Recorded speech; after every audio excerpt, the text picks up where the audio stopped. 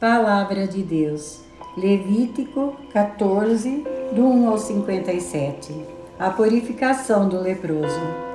Javé falou a Moisés: esta é a lei a ser aplicada ao leproso. No dia de sua purificação, ele será conduzido ao sacerdote, e o sacerdote sairá fora do acampamento. Depois do exame, se verificar que o leproso está curado da lepra, mandará trazer para o leproso a ser purificado 2 aves vivas e puras, madeira de cedro, púrpura, escarlate e isopo. Em seguida, mandará imolar uma das aves num vaso de argila sobre água corrente. Pegará a ave viva e a madeira de cedro, a púrpura, escarlate e o isopo, e mergulhará tudo junto com a ave viva, no sangue da ave imolada sobre a água corrente. Fará então 7 aspersões sobre o homem que está se purificando da lepra e o declarará puro. Depois deixará que a ave viva voe para o campo. Aquele que se purifica lavará as roupas, raspará os pelos, se lavará com água e ficará puro. Depois disso, poderá entrar no acampamento, mas ficará 7 dias fora de sua tenda. No 7º dia, raspará a cabeça, a barba, as sobrancelhas, bem como todos os pelos. Depois lavará suas roupas, se banhará e ficará puro. No 8º dia, pegará 2 cordeiros sem defeitos, uma ovelha sem defeito, 12 litros de flor de farinha amassada com azeite para a oblação e 1/4 de litro de azeite. O sacerdote que realiza a purificação colocará o homem que está purificando junto com suas ofertas na entrada da tenda da reunião, diante de Javé. Depois pegará um dos cordeiros e o oferecerá como sacrifício de reparação, juntamente com 1/4 de litro de azeite, fazendo com eles o gesto de apresentação diante de Javé. Imolará o cordeiro no lugar santo, onde se imolam as vítimas do sacrifício pelo pecado e do holocausto. Essa vítima de reparação, como o sacrifício pelo pecado, pertence ao sacerdote, é porção sagrada. O sacerdote pegará sangue da vítima e o porá no lóbulo da orelha direita daquele que está se purificando, sobre o polegar da mão direita e sobre o polegar do pé direito. Depois pegará um pouco de azeite e o derramará na palma de sua própria mão esquerda. Molhará o dedo indicador da mão direita e no azeite que está na palma da esquerda, e fará com esse dedo 7 aspersões diante de Javé. Em seguida colocará um pouco de azeite que lhe resta na palma da mão, no lóbulo da orelha direita, daquele que se purifica, sobre o polegar da mão direita e sobre o polegar do pé direito, em cima do sangue do sacrifício de reparação.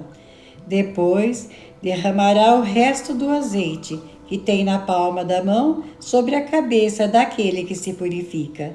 Desse modo terá feito pelo homem o rito, pelo pecado diante de Javé. A seguir, o sacerdote fará o sacrifício pelo pecado e realizará o sacrifício por aquele que está se purificando de sua impureza. Depois disso, imolará a vítima do holocausto. Oferecerá no altar o holocausto e a oblação. Desse modo, fará o sacrifício pelo pecado desse homem que ficará puro. Se um pobre que não tem recursos pegará somente um cordeiro para o sacrifício de reparação e oferecerá como gesto de apresentação a fim de realizar pelo homem o rito pelo pecado. Pegará apenas 4 litros de flor de farinha amassada com azeite para a oblação, 1/4 de litro de azeite, 2 rolas ou 2 pombinhos, conforme as possibilidades, um dos quais será para o sacrifício pelo pecado e o outro para o holocausto. No 8º dia, eles os apresentará aos sacerdotes na entrada da tenda da reunião, diante de Javé para sua purificação. O sacerdote pegará o cordeiro do sacrifício de reparação e os quartos de litro de azeite e os oferecerá com gesto de apresentação diante de Javé. Depois imolará o cordeiro do sacrifício de reparação. Pegará sangue da vítima e o colocará no lóbulo da orelha direita daquele que se purifica, sobre o polegar da mão direita e sobre o polegar do pé direito. A seguir derramará um pouco de azeite na palma de sua mão esquerda, e com o dedo indicador da mão direita fará diante de Javé 7 aspersões com o azeite que tem na mão esquerda. Com o azeite que tem na mão, o sacerdote ungirá o lóbulo da orelha direita daquele que está se purificando, o polegar da mão direita e o polegar do pé direito, em cima do sangue do sacrifício de reparação. Depois colocará o resto do azeite que tem na palma da mão sobre a cabeça daquele que está se purificando, fazendo por ele, diante de Javé, o rito pelo pecado. Com uma das rolas ou um dos pombinhos, segundo as possibilidades, fará um sacrifício pelo pecado, e com o outro um holocausto acompanhado de oblação. O sacerdote fará assim, diante de Javé, o rito pelo pecado por aquele que está se purificando. Essa é a lei para a purificação do leproso, que não tem recursos. O mofo das casas. Javé falou para Moisés e Arão: quando vocês tiverem entrado na terra de Canaã, que eu vou dar a vocês como posse, e eu ferir de lepra uma casa da terra de vocês, o dono da casa avisará o sacerdote: parece que na minha casa há uma mancha de lepra. O sacerdote mandará desocupar a casa antes de ir examinar a mancha. Desse modo, ninguém ficará impuro com aquilo que nela existe.